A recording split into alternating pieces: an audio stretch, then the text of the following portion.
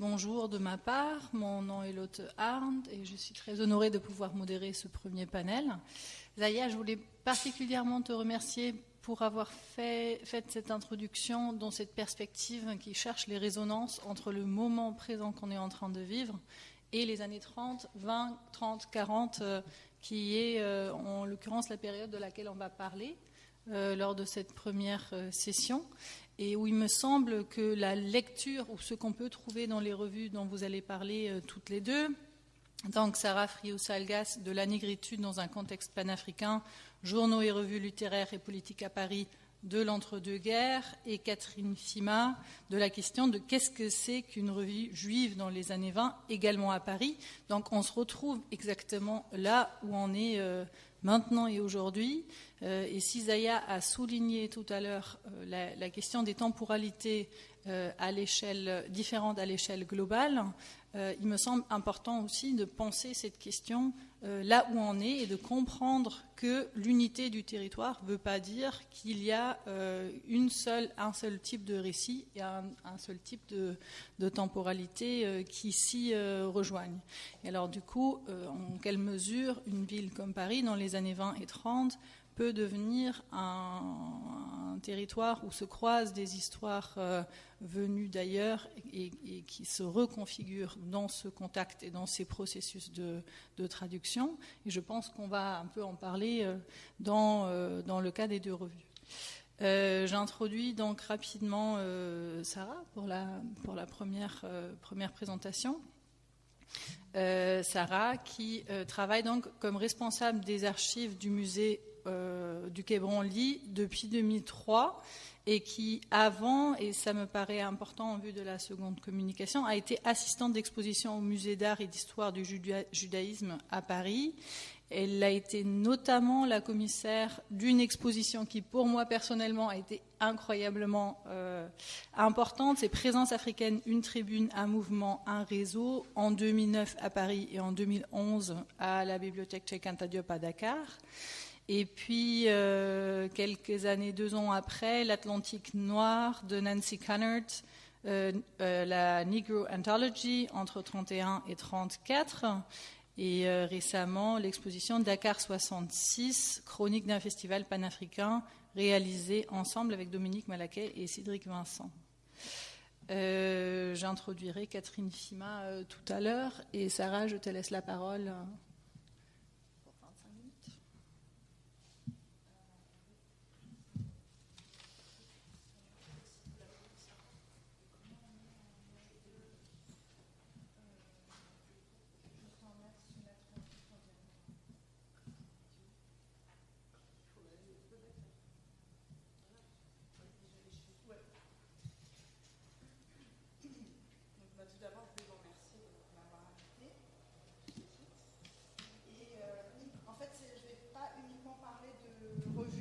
À Paris, mais aussi à New York et Port-au-Prince. Donc, peut-être qu'on pourrait appeler cette intervention « Revue en dialogue, la négritude dans un contexte panafricain ».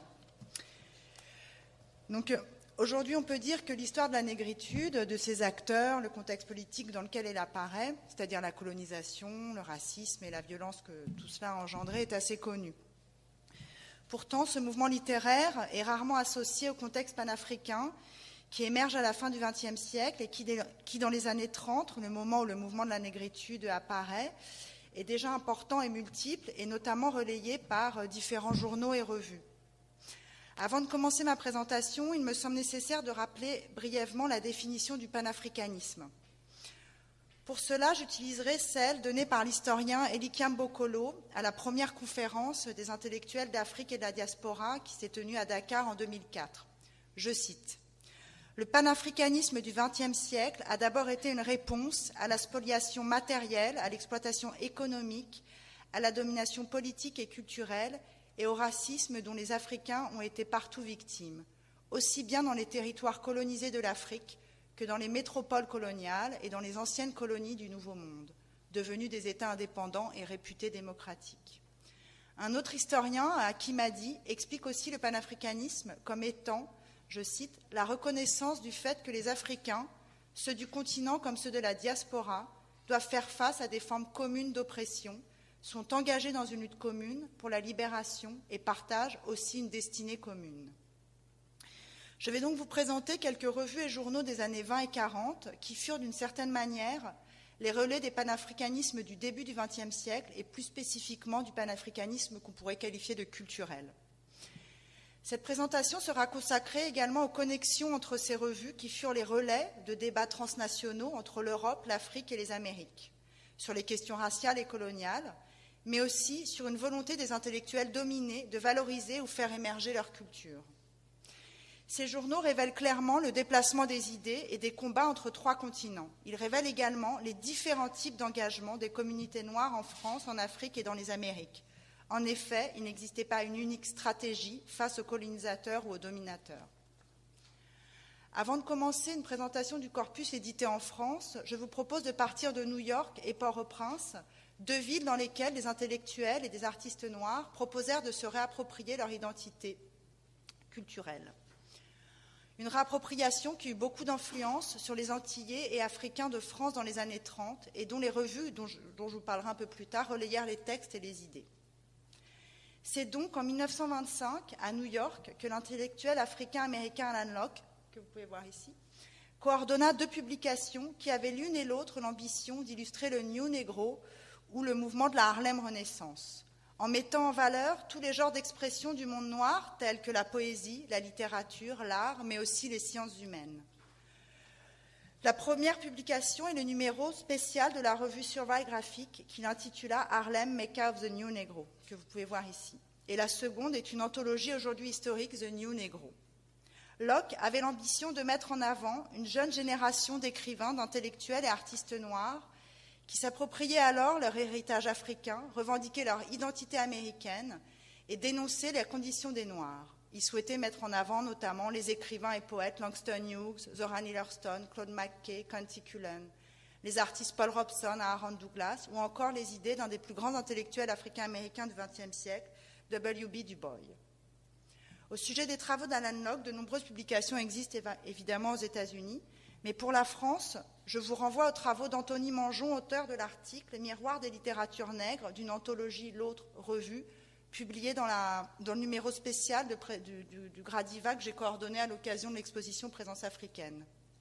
Il montre dans cet article à la fois comment les anthologies et les revues des années 20 et 30 participèrent à la création d'un corpus, mais aussi à la reconnaissance d'un canon esthétique et littéraire. Il montre également les nombreuses interactions entre les avant-gardes européennes ou américaines et les écrivains et artistes noirs. Maintenant, partons à Port-au-Prince, où quelques années plus tard, en juillet 27, un groupe d'intellectuels haïtiens fonde la revue Indigène avec comme sous-titre « Les arts et la vie ». Dans la chronique programme sur laquelle s'ouvre le premier numéro, Normile Sylvain définit ainsi les ambitions de la revue. Je cite « Ce que nous tâcherons de faire de notre revue, un tableau fidèle et vivant des diverses manifestations de la vie et de la pensée haïtienne contemporaine. Vie intellectuelle et artistique, vie économique et commerciale. Le point de vue haïtien des questions, la façon dont nous envisageons les choses, et comme on fait une manière d'insulte du mot indigène, nous le revendiquons comme un titre, le point de vue de l'indigène. Il s'agissait également, je cite encore, d'affirmer l'identité et la singularité haïtienne dans la communauté latino-américaine, livrer des études sur la poésie française, promouvoir la jeune poésie haïtienne dans le but de mieux exprimer les tourments et douleurs de l'âme indigène, faire découvrir des contes puisant dans le folklore, les vieilles légendes, les vieilles coutumes héritées du passé africain, publier des essais sur les traditions, les coutumes, le folklore indigène, afin de livrer un tableau fidèle et vivant des diverses manifestations de la vie et de la pensée contemporaine, renouer avec la tradition interrompue, unir le passé au présent et préparer l'avenir.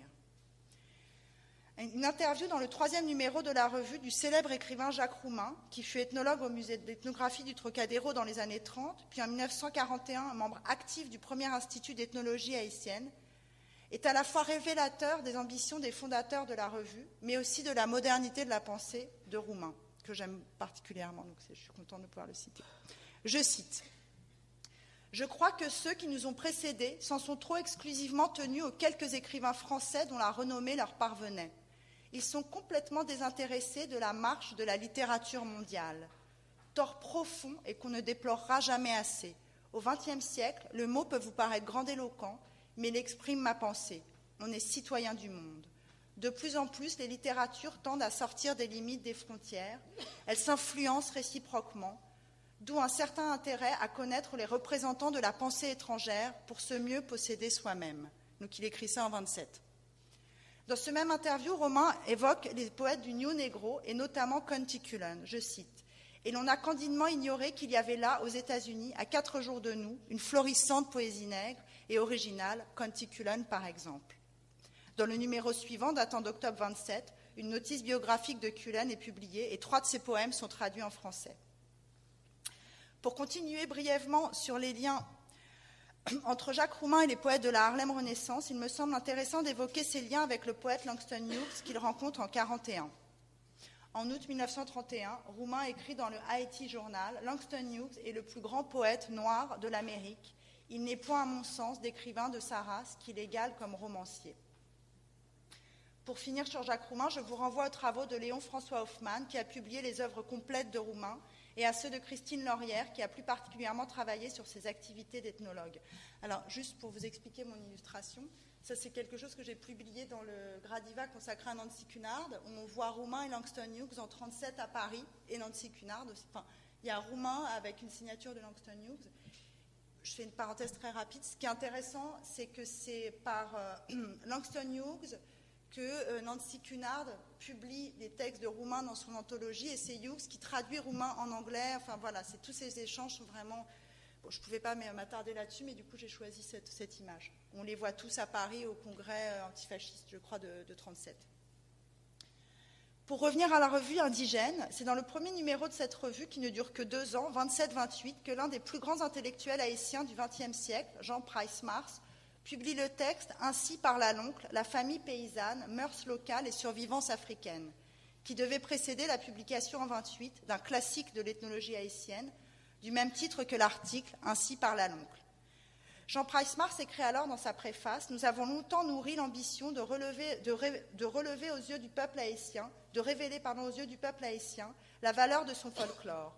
Toute la matière de ce livre n'est qu'une tentative d'intégrer la pensée populaire haïtienne dans la discipline de l'ethnographie traditionnelle. » Je me permets ici de m'arrêter rapidement sur Price-Mars, car il appartient à ces personnalités qui marquèrent la vie intellectuelle panafricaine de l'entre-deux-guerres, mais aussi celle de l'après-guerre. C'est lui qui présida notamment le premier congrès des artistes et écrivains noirs de 1956. Pour revenir aux années 30, c'est avec lui que je vais repartir vers la France, et plus précisément vers la Martiniquaise Paulette Nardal, cofondatrice avec sa sœur Jane et le médecin haïtien Léon Sajus de la revue du Monde Noir, qui fut éditée entre 1931 et 1932. Paulette Nardal arrive à Paris en 1920, elle a 24 ans, pour étudier l'anglais à la Sorbonne.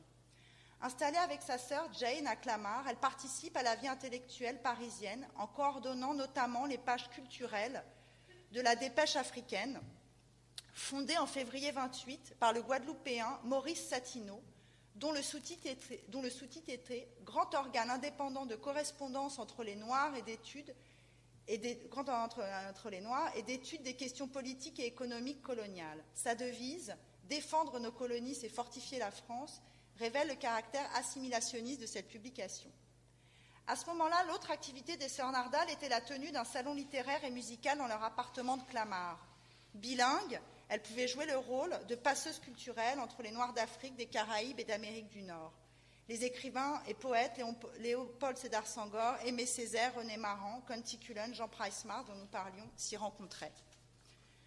Césaire écrit en 1978, raconte dans un interview, « Je connaissais les écrivains noirs américains qui m'avaient été révélés par la revue du Monde Noir. » Par ailleurs, elles proposèrent en 1927 aux éditions Payot de traduire la fameuse anthologie The New Negro d'Alan Locke dont je vous ai parlé. Anthologie qui n'a toujours pas été traduite. Pardon ? Voilà. C'est dans ce contexte qu'elle fonde donc en 1931 le mensuel bilingue franco-anglais La Revue du Monde Noir. Il s'agissait, je cite, de créer entre les Noirs du monde entier, sans distinction de nationalité, un lien intellectuel et moral qui leur permette de se mieux connaître, de s'aimer fraternellement, de défendre plus efficacement leur intérêt collectif et d'illustrer leur race. Tel est le triple but que poursuivra la Revue du Monde Noir. Dans les 6 numéros qu'aura duré cette tribune, les mondes noirs se croisent à travers des textes de sciences humaines, des poèmes ou encore des essais. On y aborde la vie politique et économique du Libéria, de l'Éthiopie, l'importance du mouvement indigéniste haïtien dont nous parlions.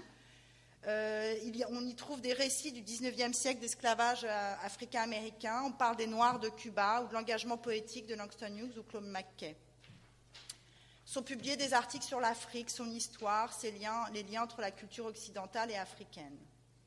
L'influence du New Negro sur Paulette Nardal est clairement exprimée dans son article de 1932, Éveil de la conscience de race, où la situation des Afro-Américains et des Antillais sont comparées. Elle y écrit qu'il faut, je cite, « redonner à nos congénères la fierté d'appartenir à une race dont la civilisation est peut-être la plus ancienne du monde. » Elle pense aussi qu'il faut rejoindre la position des écrivains de la Harlem Renaissance qui, je cite encore, « expriment tranquillement leur être individuel à la peau noire et sans honte ». Enfin, la revue réunit au motif de l'émancipation des Noirs celui de l'émancipation féminine. Par exemple, Robert Horst, une des 6 femmes qui participaient à la revue, décrit dans sa nouvelle histoire sans importance son désarroi de femme métisse dans la société métropolitaine. Situation qui, selon Paulette Nardal, a participé à l'éveil de la conscience de race des collaboratrices de la revue. Malgré l'importance et la modernité de cette revue, il est important de signaler que l'engagement de ces acteurs ne s'inscrivait pas dans ceux d'autres intellectuels et militants antillais africains présents à Paris qui déjà dénonçaient violemment la colonisation et l'impérialisme européen. En effet, lors de l'édition du reprint de la revue chez Jean-Michel Place, Louis Achille, un des acteurs de la revue et par ailleurs cousin des sœurs Nardal, écrivait « Nous rêvions d'un Commonwealth à la française, nourri de l'humanisme français, des droits de l'homme et du citoyen et de fraternité chrétienne. » Ce n'est certainement pas un hasard si cette revue fut financée en partie par le ministère des Colonies.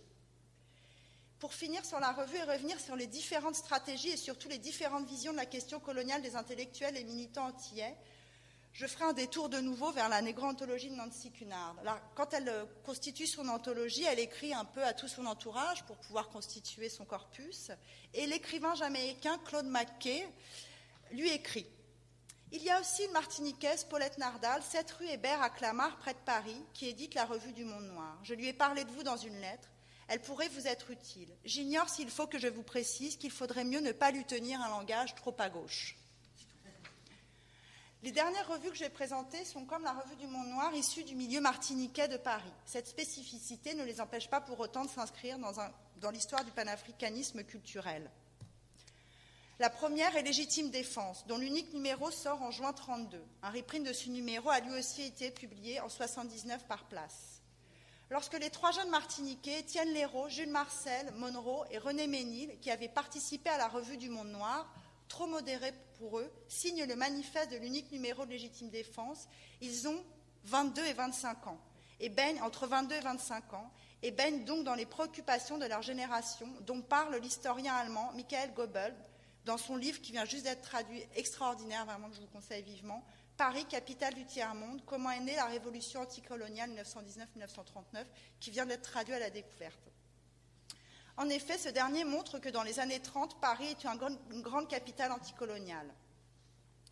Les jeunes Martiniquais, dans ce manifeste, s'attaquent violemment avec les autres signataires, ils étaient au total 8, à ce que représentent les valeurs défendues par les sœurs Nardal et inscrivent leur acte éditorial dans la mouvance surréaliste. D'ailleurs, Légitime Défense est le titre d'un texte d'André Breton publié en 1926. Par ailleurs, 2 autres personnes de ce collectif, Pierre Yoyotte et Jules Marcel Monroe, signèrent plusieurs tracts collectifs des surréalistes qui étaient une des pratiques politiques de surréalistes, notamment celle, encore je vais revenir à la négroanthologie, signée par les surréalistes dans la négroanthologie, qui est vraiment un des manifestes les plus violemment anticolonialistes, donc écrit en français et traduit en anglais par Beckett. Il faut que je me dépêche encore ? Ça va ? Pour comprendre l'engagement de ces jeunes gens, voici quelques passages de cette publication de 23 pages. D'abord, quelques extraits de l'édito dont voici les premières lignes. Nous nous dressons ici contre ceux qui ne sont pas suffoqués par ce monde capitaliste, chrétien, bourgeois, dont à notre corps défendant nous faisons partie. Le Parti communiste, 3e international, est en train de jouer dans tous les pays la carte décisive de l'esprit, au sens hegelien de ce terme. Sa défaite, si par impossible nous l'envisageons, serait pour nous le définitif « je ne peux plus ». Nous croyons sans réserve à son triomphe, et ceci parce que nous nous réclamons du matérialisme dialectique de Marx. Il proclame ensuite « Sur le plan concret des modes figurés de l'expression humaine, nous acceptons également sans réserve le surréalisme auquel, en 1932, nous lions notre devenir. » Plus loin encore, quant à Freud, nous sommes prêts à utiliser l'immense machine à dissoudre la famille bourgeoise qu'il a mise en branle. Nous prenons le train d'enfer de la sincérité, nous voulons voir clair dans nos rêves et nous écoutons leur voix. Et voici un dernier extrait. Parmi les immondes conventions bourgeoises, nous abominons très particulièrement l'hypocrisie humanitaire, cette émanation puante de la pourriture chrétienne. Nous haïssons la pitié, nous nous foutons des sentiments. La mise en œuvre éditoriale de cet édito est illustrée avec force dans un texte d'Étienne Léraud, intitulé « Misère d'une poésie », dans lequel il attaque violemment les pratiques poétiques de ses aînés martiniquais, Gilbert Gracian et Flavia Léopold.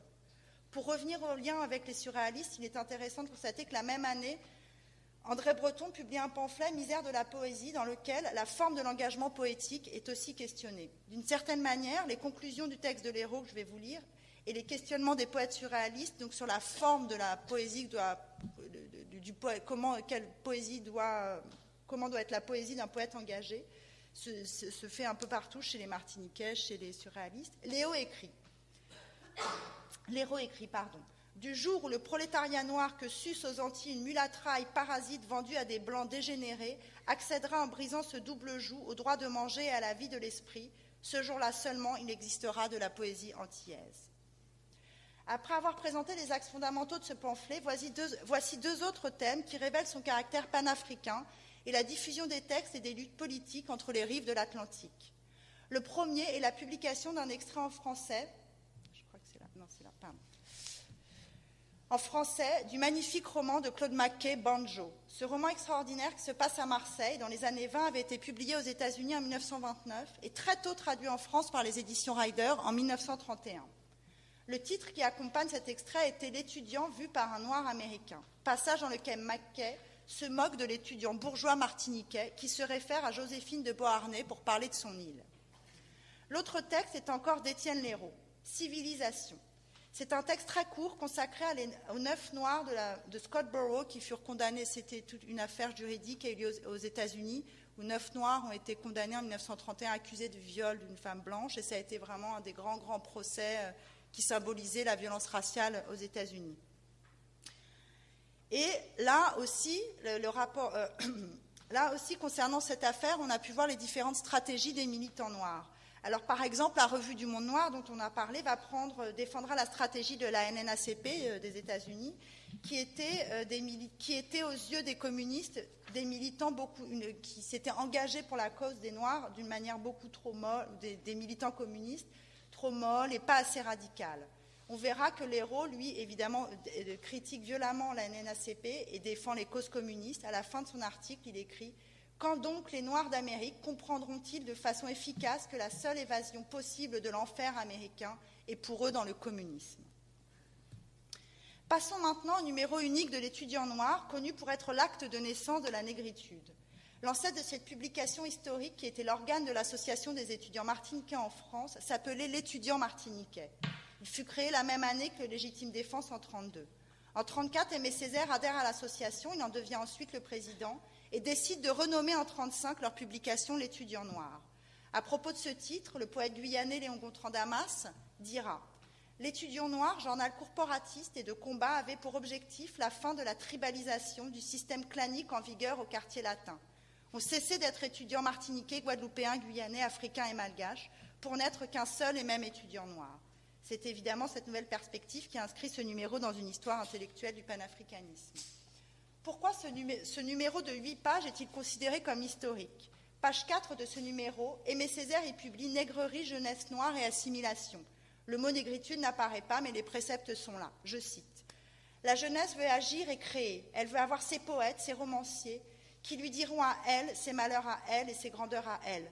Elle veut contribuer à la vie universelle, à l'humanisation de l'humanité, et pour cela, encore une fois, il faut se conserver et se retrouver. C'est le primat du soi, mais pour être soi, il faut lutter, d'abord contre les frères égarés qui ont peur d'être soi. C'est la tourbe sénile des assimilés. Ensuite, contre ceux qui veulent étendre leur moi, il faut détruire l'indifférence, extirper l'obscurantisme, couper le sentimentalisme à sa racine et qu'il faut couper surtout, Meredith vous le dira. Jeunesse noire, il est un poil qui vous empêche d'agir, c'est l'identique, et c'est vous qui le portez. Tondez-vous au ras de peur que l'identique n'échappe, rasez-vous, c'est la première condition d'action et de création, chevelure longue, c'est affliction. Pour finir cette longue intervention, je suis désolée, nous retraverserons l'Atlantique pour aller à Fort-de-France, où Suzanne Césaire et son mari Aimé Césaire fondent la revue Tropique, qui entre 1941, qui perdure jusqu'en 1945, dont 2 ans dans la clandestinité. Tropique, comme légitime défense, est considéré comme une revue inscrite dans l'histoire du surréalisme, d'autant plus que plusieurs d'entre eux y publièrent, notamment André Breton. Tropique apparaît donc au milieu de la Seconde Guerre mondiale, à un moment, comme le dit René Ménil, un ancien légitime défense, un des acteurs majeurs de Tropique, la situation coloniale était aggravée. La revue fut censurée en 1943 par le régime de Vichy comme revue révolutionnaire, raciale et sectaire. Le reprint de Tropique a lui aussi été réédité par Jean-Michel Place en 1978. Et les reprints de ces 2 revues par Place n'est pas anodin, sachant que c'est lui qui a réédité tous les grands textes surréalistes. Donc c'est dans cette logique-là qu'il publie. Donc c'est 2 revues qui sont vraiment associées à l'histoire du surréalisme et peu à l'histoire du panafricanisme. Et c'est ça que j'aimerais bien, c'est pour ça que j'en parle aujourd'hui, pour les sortir aussi du surréalisme. Cette revue est souvent citée pour faire référence à la rencontre entre Césaire et Bresson. Et notamment, cette rencontre est racontée dans le numéro 11 de 1944, dans ce texte Martinique, charmeuse de serpents, dans lequel vraiment Breton raconte « J'arrive à la Martinique avec mon bateau, je vais dans une mercerie, je tombe sur Tropique », enfin voilà un peu tout le mythe autour de la revue. Mais c'est pas que ça, en fait, cette revue. Au sujet des liens entre les surréalistes et la question coloniale, je me dépêche maintenant, là je vais aller très vite. Je vous renvoie à l'ouvrage de Sophie Leclerc, La rançon du colonialisme, les surréalistes face au mythe de la France coloniale, publié en 2010 aux presses du Réel. Je reprendrai d'ailleurs ces mots pour redéfinir le projet de Tropique. Si René Ménil conçoit cette revue comme un laboratoire de recherche de poésie martiniquaise, elle est aussi le laboratoire entre négritude et surréalisme. Elle écrit aussi le surréalisme que pour les gens de la revue, le surréalisme était compatible avec leur volonté d'en finir avec le colonialisme, tant sur le plan culturel que politique. À ce sujet, pour illustrer ce propos de Sophie Leclerc, j'ai envie de lire un extrait d'un texte de Suzanne Césaire, publié dans le numéro 8-9 de la revue en 1943, où elle écrit « 1943, le surréalisme est né ». Et je pense... Je cite, « Et je pense aussi à demain. Des millions de mains noires à travers les ciels rageurs de la guerre mondiale vont dresser leur épouvante. Délivré d'un lourd engourdissement, le plus déshérité de tous les peuples se lèvera sur les plaines de cendres. Notre surréalisme lui livrera alors le pain de ses profondeurs. Il s'agira de transcender enfin les sordides antinomies actuelles, blancs, noirs, européens, africains, civilisés, sauvages.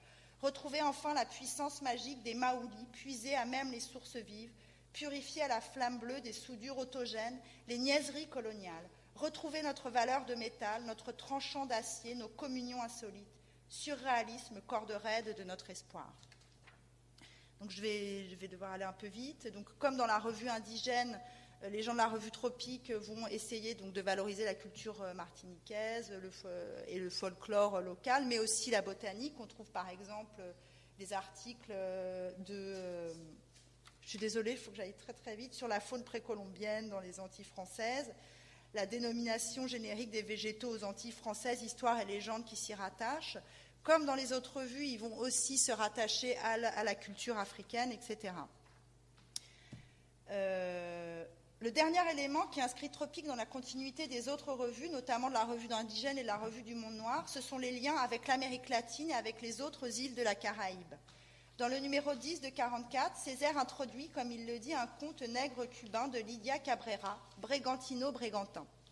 On apprend aussi dans le numéro 43 que cette même Lydia Cabrera a traduit à Cuba en espagnol une des versions du cahier au pays natal avec une introduction de Benjamin Perret et une illustration de Wilfred Olam. Il y a aussi, par exemple, des articles sur le poète chilien surréaliste Giorgio Cassere qui sont traduits en français, sur la poésie avant-gardiste vénézuélienne, etc. On voit donc ici clairement la volonté des éditeurs de Tropique d'inscrire la Martinique dans un contexte intellectuel sud-américain et non pas seulement français, comme on le perçoit souvent puisqu'il est souvent associé au surréalisme. Pour finir, j'espère avoir montré les résonances et les dialogues directs ou indirects entre toutes ces revues de l'entre-deux-guerres qui constituent à la fois le patrimoine culturel du panafricanisme, mais aussi français, puisque certaines d'entre elles ont été créées à Paris ou à Fort-de-France. Cela paraît une évidence que ce soit fasse partie du patrimoine culturel et intellectuel français, mais moi j'ai été très surprise et choquée que dans une publication récente de l'année dernière sur l'histoire de la vie intellectuelle en France du XXe siècle, toute cette part-là de cette vie intellectuelle a été évoquée dans 2 articles, mais vraiment de manière anecdotique, donc évoquée en filigrane ou pas du tout, et c'est évidemment tout à fait regrettable. Voilà. Bon, je suis désolée, c'était un petit peu...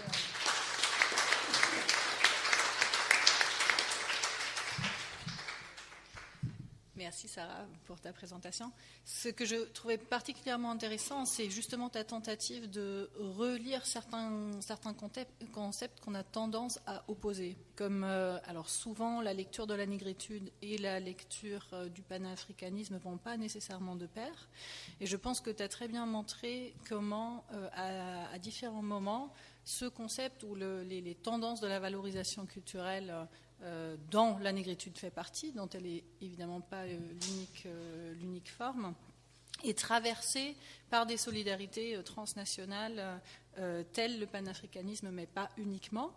Et je voulais juste poser la question que par la suite, et notamment à partir des années 60, on assiste à un moment où ces 2 courants sont dans pas mal de situations antagonistes, et on va voir dans les militants, dans les auteurs, de plus en plus de situations justement de critique d'une position de valorisation culturelle en faveur de solidarité plutôt d'obéissance politique dans le cadre de la guerre froide qui est en train de se mettre en place, comme on a vu lors de la dernière journée d'études.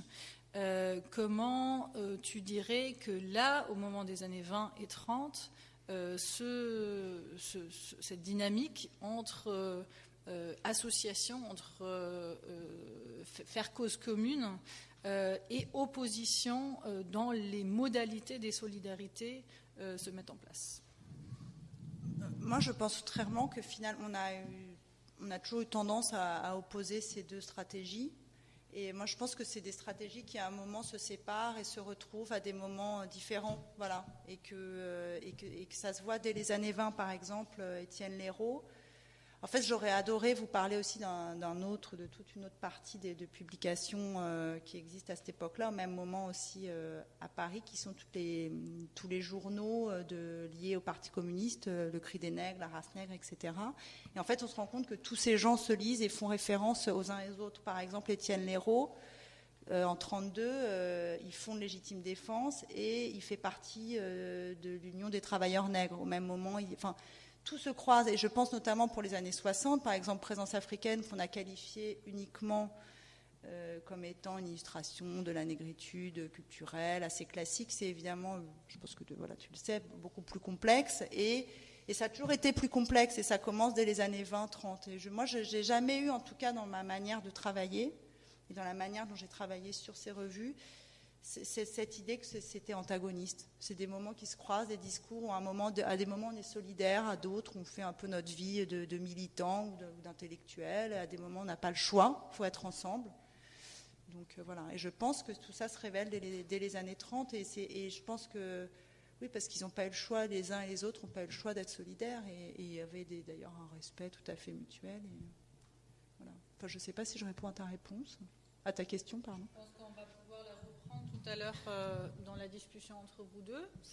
J'aimerais bien passer la parole maintenant à Catherine Fima, qui va nous parler justement de la question de qu'est-ce qu'une revue juive dans les années 20, ce qui nous permettra d'aborder un certain nombre, je pense, un certain nombre de questions qu'on a discutées avec Sarah, mais dans une autre perspective, aussi entre peut-être ces 2 tendances, d'une valorisation culturelle, d'un folklore, de quelque chose de vécu, lié à une question identitaire, et d'un projet politique qui traverse les revues dont vous allez nous parler. Catherine Sima est donc historienne rattachée au Centre de recherche historique de l'École des hautes études en sciences sociales et mène des recherches sur des questions d'identité concernant des intellectuels, écrivains et artistes juifs. Et elle termine une thèse qui s'intitule d'ailleurs « Jeu d'identité, un milieu d'écrivains juifs français entre 1890 et 1930 ». Parmi ces nombreuses publications, j'aimerais juste citer une chronologie de la France au XXe siècle qu'elle a publiée à la découverte en 2000 et le numéro des cahiers Jean-Richard Bloch en 2011 sur l'existence juive en France au début du XXe siècle. Je vais vous laisser la parole et on va revenir. Merci beaucoup. Je vais avoir besoin de... Je vais me déplacer peut-être. Oui, allez-y.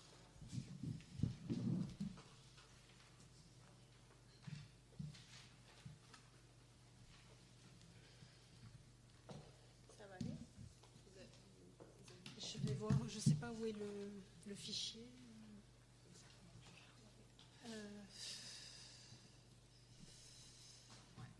Voilà. Et comment on fait pour le mettre en plein écran? C'est vrai que tout le monde travaille avec des Macs et ici, même la chose n'est pas toujours sympathique. Vous voyez, j'essaye d'y aller, mais coucou. Voilà, on va peut-être y arriver. Voilà. Et en fait, vous voilà, D'accord. vous faites ça. Je fais uniquement ça. Oui, d'accord. avancer. D'accord, je vous remercie. Oui, très bien.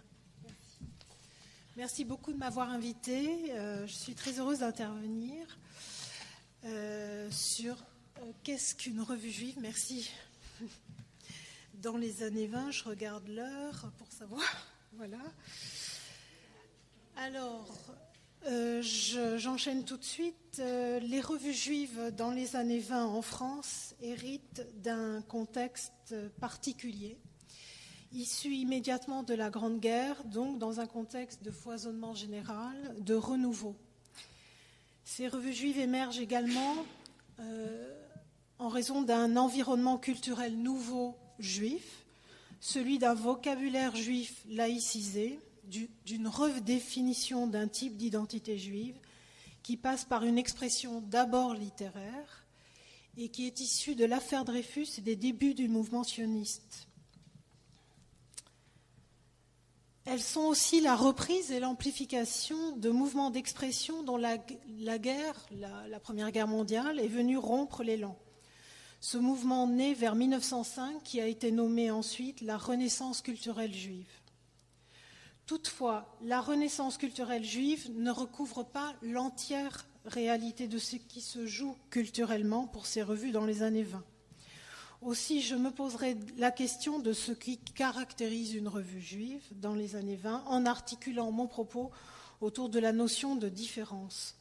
Je vais donc étudier ce phénomène en 3 temps, en me penchant d'abord sur les conditions d'émergence et de foisonnement des revues juives, en établissant ensuite l'espace des revues et en faisant un sort particulier à la revue Ménorah.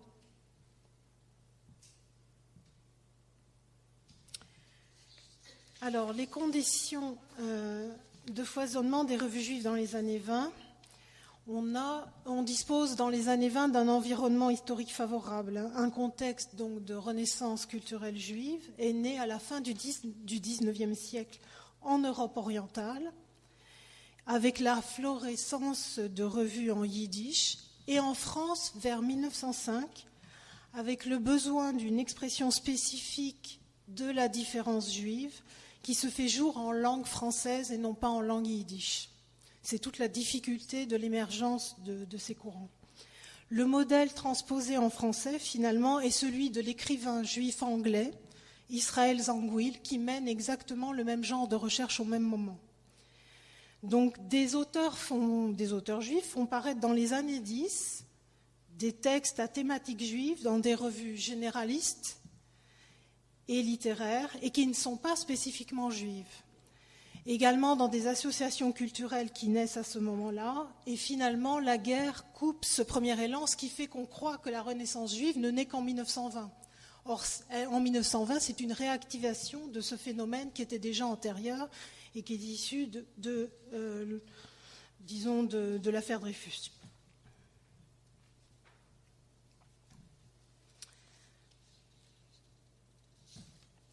Alors, quels sont les mots qui désignent c'est très important de se pencher sur ces mots parce qu'il y a un avant et un après l'affaire Dreyfus.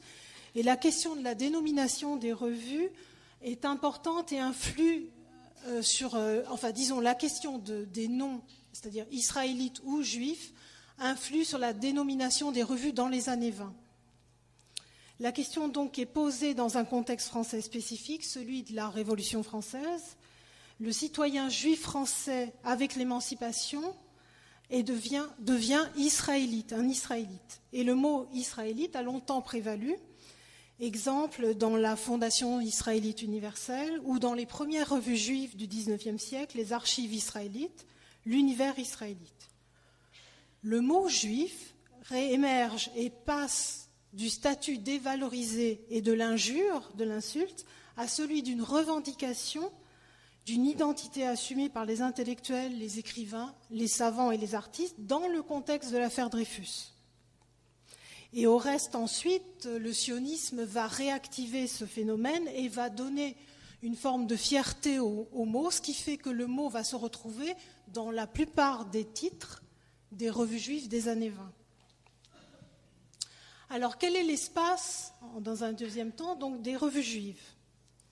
On distingue 3 périodes, le XIXe siècle, autour de 1900 et les années 1920.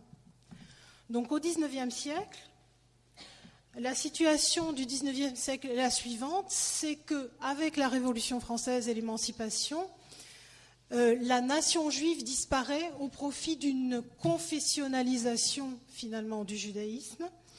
Et ça favorise l'émergence de revues qui sont plutôt d'ailleurs des journaux, qui sont les archives israélites et l'univers israélite, et qui ont une position plutôt religieuse, soit qui se positionnent par rapport au consistoire, soit qui se positionnent par rapport à la citoyenneté française. Donc elles ont bien sûr un rayonnement politique, mais c'est dans ce contexte israélite qu'elles agissent. On a également un autre type de revue mais qui obéit à tout à fait un autre objectif, qui est celui scientifique.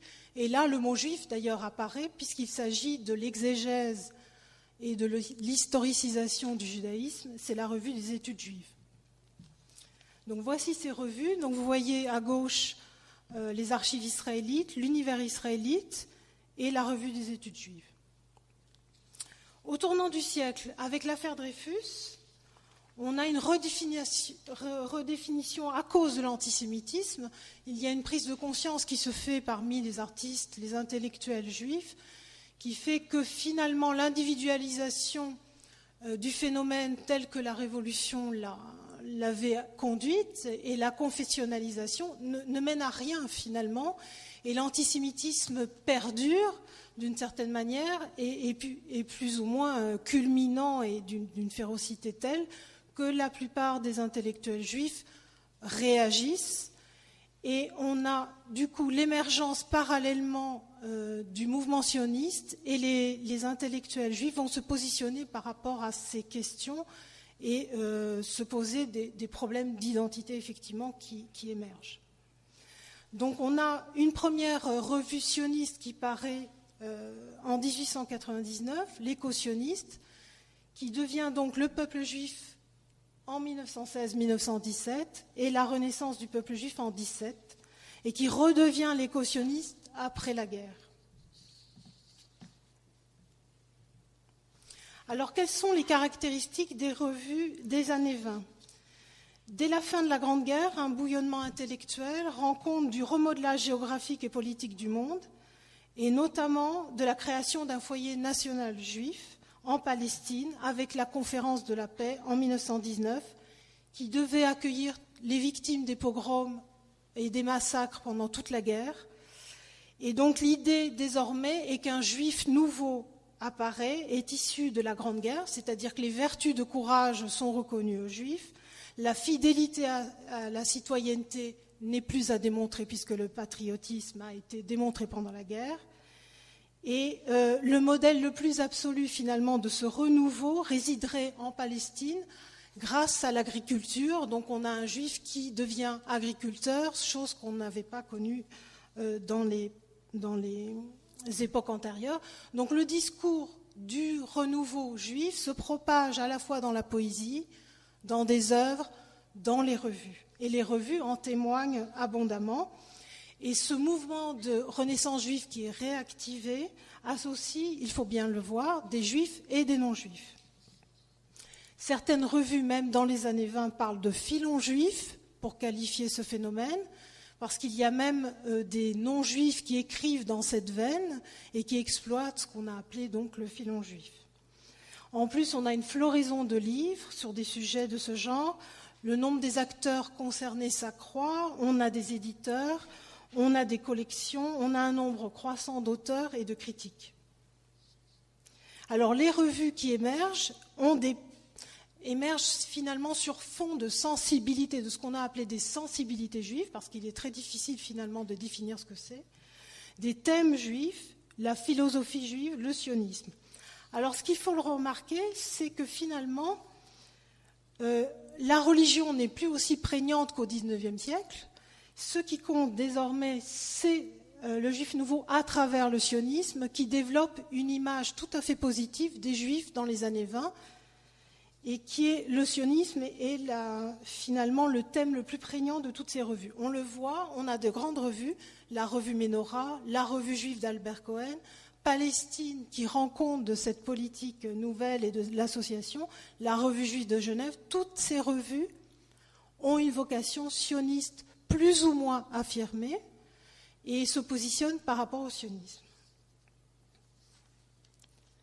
Mais ce qu'il faut remarquer surtout, ce qui est très intéressant dans ces revues, contrairement à beaucoup de revues finalement, y compris en Europe orientale et continentale, c'est que ces revues continuent à affirmer la citoyenneté française, la fidélité à la citoyenneté, et finalement cherchent à démontrer que ce n'est pas antinomique d'être à la fois français et d'être sympathisant sioniste, et que ça n'engage plus comme auparavant, disons, un déchirement, je dirais, peut-être de citoyenneté qui menaçait, qui avait l'air en tout cas de menacer la citoyenneté auparavant des Juifs dans les années 10. Donc voici ces revues, la revue juive d'Albert Cohen, qui a été soutenue par les éditions Gallimard, la revue juive de Genève dans les années 30, et Palestine, nouvelle revue juive de Justin Godard et de Henri Hertz. Je passe donc maintenant à Ménorah, qui est une revue juive plurielle. La forme de Ménorah, disons qu'elle se distingue de la plupart des revues juives de la période. Elle utilise toutes les techniques de la modernité en écriture. On le voit là un petit peu par rapport à l'illustration.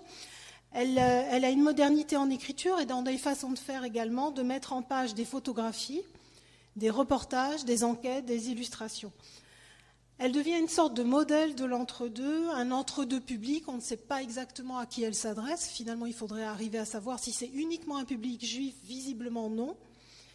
Un entre-deux politique, c'est-à-dire, comme je vous l'ai dit, à la fois d'associer le sionisme, mais en même temps de valoriser la culture française. Un entre-deux intellectuel, parce qu'il s'agit de continuer toute une fidélité culturelle à la littérature française et de témoigner de cette langue française. Elle est différente de la revue juive d'Albert Cohen, qui, elle, était beaucoup plus ambitieuse et qui jouait sur des réseaux internationaux et un capital symbolique, pour le dire comme Bourdieu, qui a un capital symbolique très fort, c'est-à-dire en associant des grands noms et surtout en s'adossant aux éditions Gallimard qu'il avait réussi à rallier. Ce qui est très intéressant dans le cas de Ménorah, c'est qu'elle repose essentiellement sur les orientations données par son rédacteur en chef, Gustave Kahn. Elle est guidée au fond par sa personnalité. Alors voici Gustave Kahn qui a été croqué par Vallotton en 1898 et on a cette photo, je ne sais absolument pas à qui elle est due, mais elle est dans le domaine public. Alors Gustave Kahn est très intéressant, il a été un poète des avant-gardes du symbolisme à la fin du 19e siècle. Il a dirigé des revues, la Vogue, le Symboliste, la revue indépendante, la Société Nouvelle, Donc ce n'est pas un débutant, et c'est pourquoi je pense que Ménora fait appel à lui. En plus, il a été sensibilisé par l'antisémitisme de l'affaire Dreyfus, et il anime les Amis du judaïsme en 1913. Il rejoint les réseaux sionisants dans les années de la guerre 1915. Il était très opposé au sionisme dans les années 1900. Et puis il se rallie au sionisme parce qu'il voit aussi peut-être que ça ne menace pas sa nationalité française et qu'il s'agit d'aider finalement les juifs pauvres et les juifs immigrés qui ont souffert des pogroms. Alors quel est l'apport de Gustav Kahn dans Ménora ? Il entre au comité de rédaction en 1923 et il devient rédacteur en chef en 1924. Il rédige tous les éditoriaux. Sachant que la revue Ménora paraît 2 fois par mois, vous voyez un peu l'ensemble des éditoriaux. La revue paraît de 1922 à 1933. Et pratiquement pendant 10 ans, donc Gustav Kahn va assurer 2 fois par mois les éditoriaux qui vont s'appeler Au fil de la vie, qui sont rarement signés. Il initie également des rubriques qui vont s'appeler des contes juifs, des histoires juives. Et finalement, ça le sert autant que ça sert la revue, puisque ce sont des primo-publications, et il sert sa carrière littéraire, puisqu'il publie dans Ménora. Ce qui est très intéressant donc, dans Ménora, c'est que les thèmes privilégiés sont des articles sur Zola, sur Anatole France. Donc on est amené à se demander qu'est-ce que c'est qu'une revue juive quand on voit ce type de contribution qu'on pourrait retrouver dans n'importe quelle autre revue finalement littéraire, si ce n'est qu'elle est effectivement sioniste. Donc les thèmes principaux sont sur la Palestine, on a des rubriques sur le sionisme, sur la philanthropie juive, on a des nouvelles diverses du monde juif oriental, occidental, sur l'antisémitisme, on a des extraits de poèmes, des extraits de livres. On a également une visibilité des artistes juifs de l'époque, puisqu'elle sert de relais pour tous les artistes juifs avec des chroniques d'art, souvent assurées par Gustav Kahn lui-même, qui était critique d'art, et qui assure donc aux artistes juifs une visibilité. On a des enquêtes sur les intellectuels, sur le sionisme, on a des lettres d'encouragement des lecteurs. Donc voici en gros le panorama des études juives, et j'en termine là. Par une conclusion. Donc, qu'est-ce qu'une revue juive ?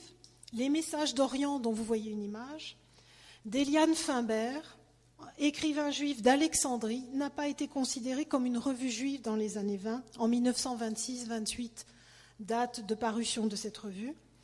Pourtant, Finbert souhaitait faire passer un message qui était similaire à celui qui était véhiculé dans les revues juives de l'époque. L'idée que les Juifs représentent un pont entre l'Orient et l'Occident. Et cette idée traverse toutes les revues de cette période.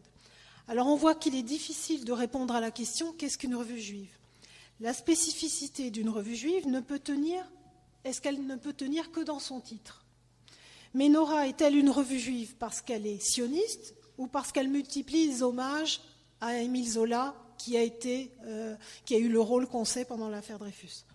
En France, en tout cas, on peut établir les constats suivants.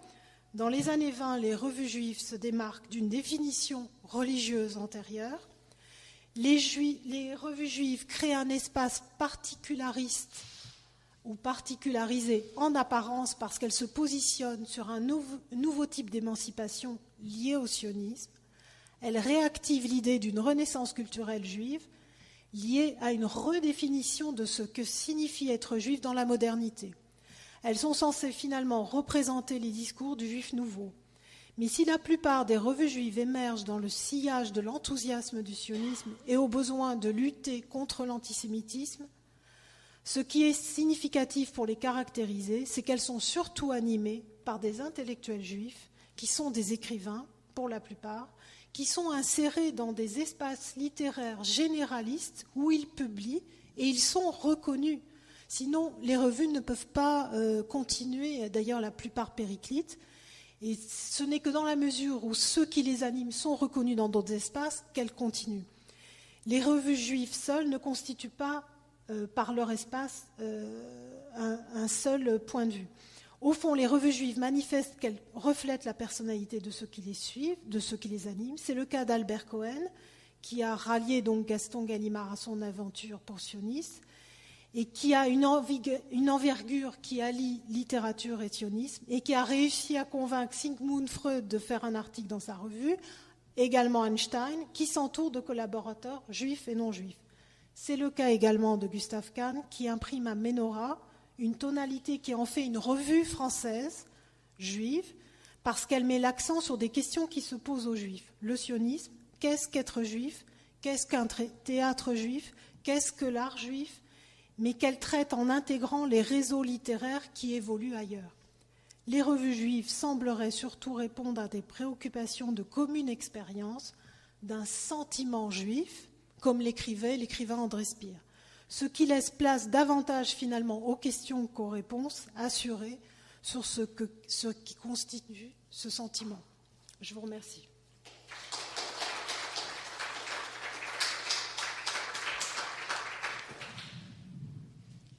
Merci beaucoup, Catherine.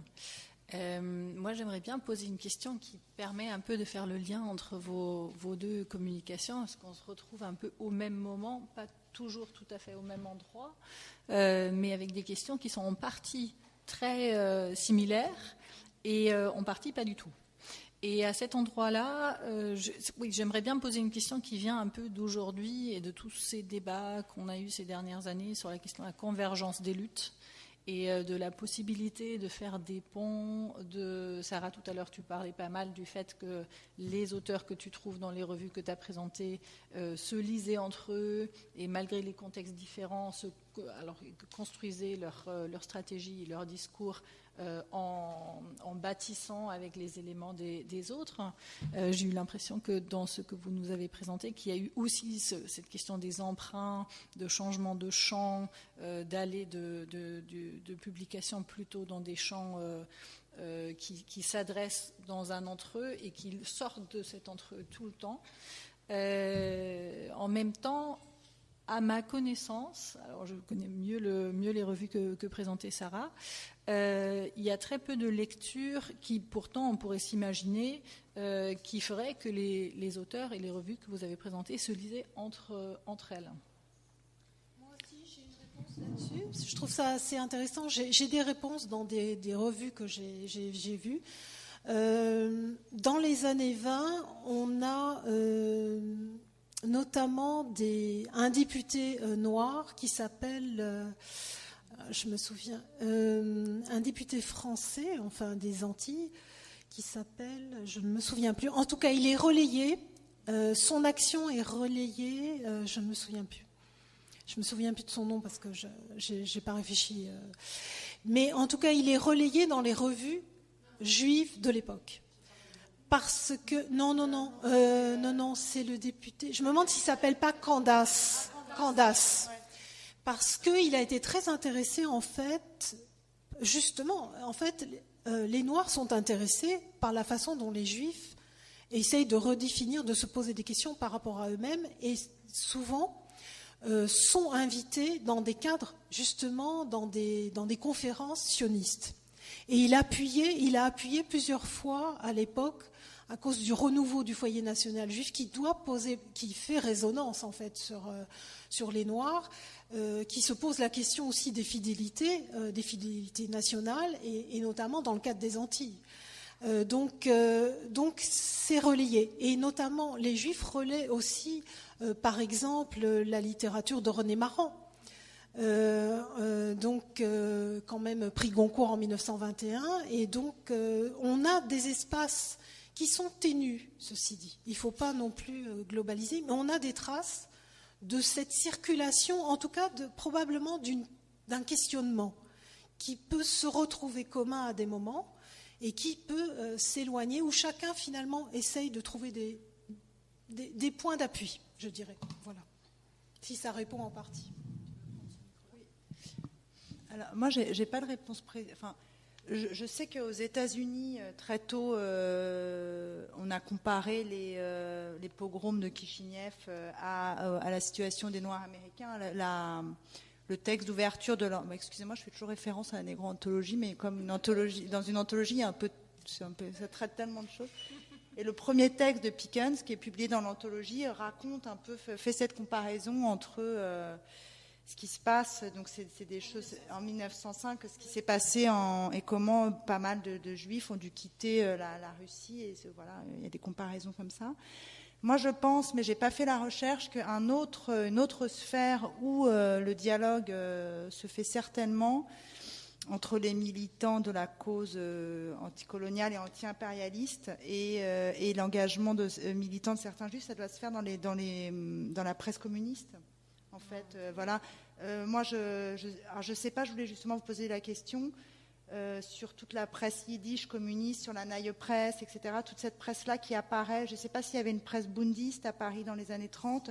Quels étaient les voilà, moi je viens de la Neue Presse personnellement. Donc c'est plutôt cette presse yiddish communiste que je connais bien. Je ne sais pas comment ça vous l'intégrez dans vos problématiques. Et je sais que moi, dans ma famille, en tout cas qui était une famille juive communiste entre-deux-guerres, on militait avec des militants africains communistes. Alors je ne sais pas, et que peut-être que dans ce cadre-là, c'était des moments où la cause commune, pour les causes communes, comme il y a un livre qui a été écrit par très beau de Nicole Lapierre, qui est vraiment très très intéressant, qui raconte tout ça à travers des biographies comme ça communes, et elle parle de causes communes mais individuelles. Donc sa démarche est vraiment intéressante. Donc je ne sais pas si des gens connaissent bien la littérature. Voilà.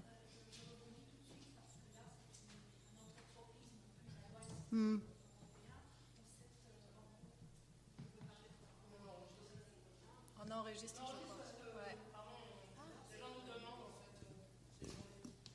Conflation qui était mentionnée par Sarah est très visible dans les espaces est-européens. Le rapport de figures de la grande avant-garde qui passe tout de suite au communisme dans les années 30 et qui était pris dans des réseaux de revues, soit yiddish, soit sionistes, c'est pas tout à fait la même chose, et qui sont dans une extension du domaine de la modernité qui est absolument formidable, qui n'est pas non plus déconnectée, si vous voulez, de ces strates surréalisants, avec d'autres teintes idéologiques qui se retrouveront d'ailleurs dans les années 40 et après la Seconde Guerre mondiale, par des choix biographiques très très différents.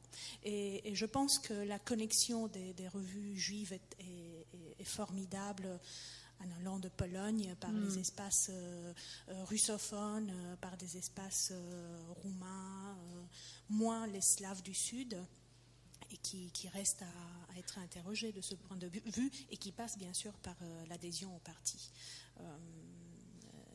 Voilà, c'était une remarque qui appuie ce que tu viens de dire, Sarah.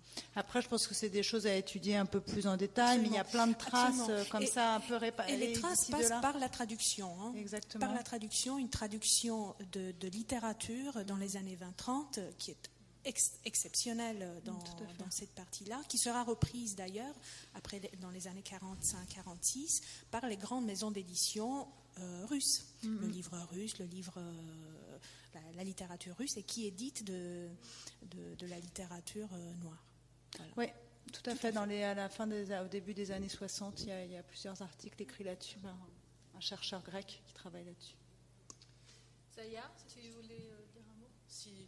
D'abord, je voulais vraiment vous remercier toutes les deux, et je remercie aussi Florence d'avoir justement pensé à cette juxtaposition-là, parce que je trouve en fait que cette question aussi, c'est un peu l'angle mort. C'est-à-dire que dès qu'on veut traiter du non-occidental, en fait, la question juive, s'il faut la nommer comme ça, elle s'impose quand on vous entend, mais elle est toujours l'angle mort, alors qu'elle est une expérience de cosmopolitisme très spécifique, et qui s'est retrouvée à un moment de précarisation incroyable, face à une difficulté, et qui était que faire, comment survivre. Et que j'entends bien, et en plus ce que tu disais tout à l'heure, c'est-à-dire que le Bund, le marxisme par exemple, a été une chose qui a pu être une orientation. Mais se poser la question où, hein, et vraiment, je redis ce remarquable livre de Pascal Casanova sur Prague, dans les années 20, où en fait est présent quelque chose qui est peu présent en France. Le yiddish, il est les revues sont très fortes, très prégnantes. C'est une capitale juive, c'est une ville juive, Prague, je veux dire au sens de la culture européenne. Hein, et donc, je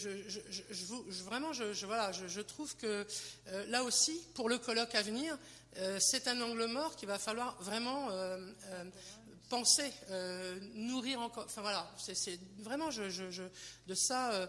J'avais vu une chose très à part, un document qui s'appelait du shtetl à Broadway et qui voulait aussi traiter de la relation juif et noir aux États-Unis à travers un objet qui est la musique populaire et les orchestres qui deviendront les orchestres de jazz.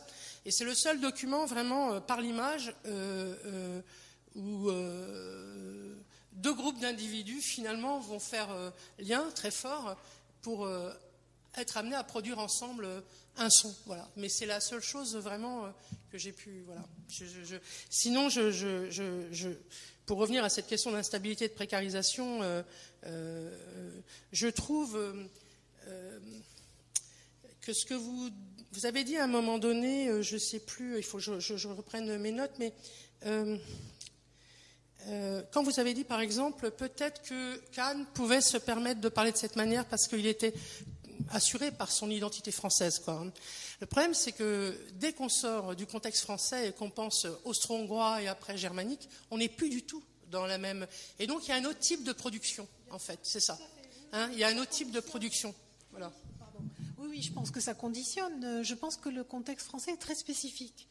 C'est-à-dire, c'est un peu ce que j'ai voulu montrer dans la question israélite ne se pose pas ailleurs. Les mots israélites et juifs n'ont pas du tout la même emprise ailleurs. C'est-à-dire, je crois même, israélite, ça n'existe pas vraiment. Donc, c'est un contexte très spécifique parce que l'émancipation, finalement, est finalement l'année zéro, finalement, de la modernité juive, en fait. Oui. Et donc, toutes les références viennent de ça. Sans arrêt, continuellement. Donc il s'agit de se positionner par rapport à cette citoyenneté et comment faire pour ne pas la trahir, mais en même temps recomposer avec ce que l'on est et ce qui est nié par l'autre. Finalement, c'est un petit peu cette position-là. Le minoritaire, c'est la position du minoritaire qui est censé se sentir chez lui parce qu'il est citoyen, mais qui en même temps, finalement, est toujours ramené au fait qu'il est peut-être d'ailleurs. Donc, c'est sans arrêt ce dilemme qui sont exposés dans les revues juives. Alors en plus, vous citez la référence au livre d'Enzo Traverso, Modernité juive et fin, de la modernité juive. Je voulais juste rappeler, en ayant travaillé sur l'Afrique du Nord, à quel point l'Algérie a été un lieu où a été produit une masse antisémite permanente. Il y avait en fait des revues de langue française. Oui, ce que vous me dites. Voilà. Il me semble qu'aussi, toute cette précarisation vient d'une pression de l'antisémitisme qui, malgré, je dirais, le fait que l'affaire Dreyfus, à un moment donné, aurait pu donner lieu à une autre orientation, à la périphérie de la société, continue à être produite une masse d'objets antisémites et qui, à mon avis, a joué beaucoup aussi dans la question de cette utopie. Bien sûr. C'est tout à fait ça, oui. Donc aujourd'hui, on doit aussi penser avec ce qui se passe à l'échelle mondiale. Absolument. D'autant que, oui, tout à fait. Et d'autant que je rebondis là-dessus pour répondre aussi à l'auteur, c'est que ça circule en fait. Tout circule. Tout le temps. Il n'y a pas de milieu totalement clos. Et en fait, les expériences des uns dans les milieux littéraires ne cessent de se réinjecter etc. Donc, voilà. Bon, sur cela, on va s'arrêter pour une petite pause café et reprendre d'ici une vingtaine de minutes avec la seconde partie de cette première session. Merci beaucoup.